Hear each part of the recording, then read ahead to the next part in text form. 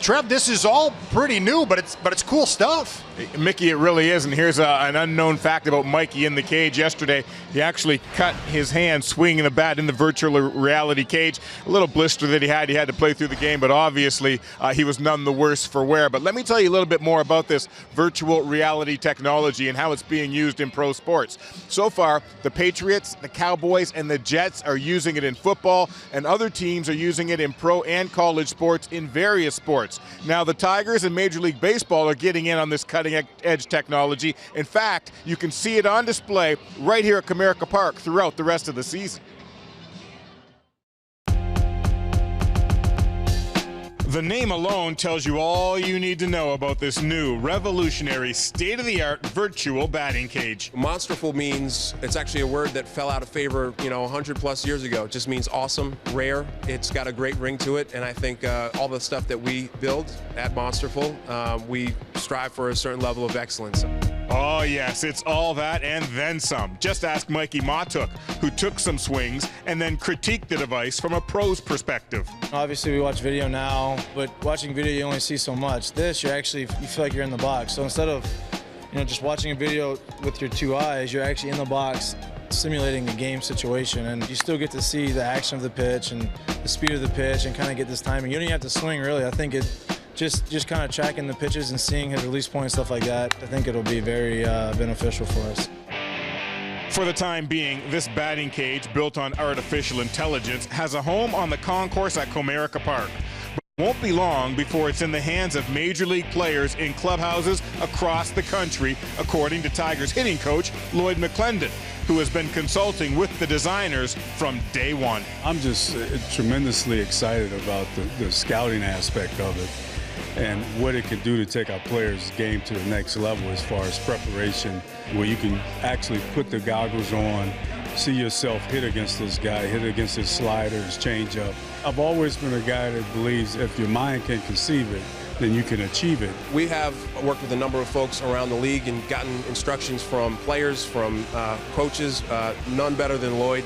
Lloyd has been amazing in terms of directing us in the right way so we can basically make hitters better and improve swing quality. I would say within the next 6 months, we'll be having this in the clubhouse, and our preparation and our scouting will go even a step further than where it is right now.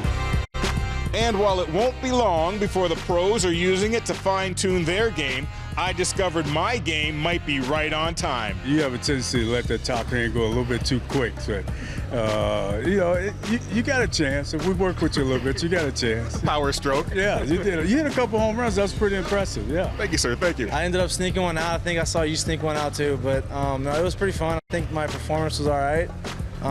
Some room for improvement for sure. Well, you're cutting me short. I actually hit 3 out. Does that mean maybe I'm ready for spring training too? Am I ready for spring training? You're a little bit more advanced than I was. So I think you came in a little more ready than I was.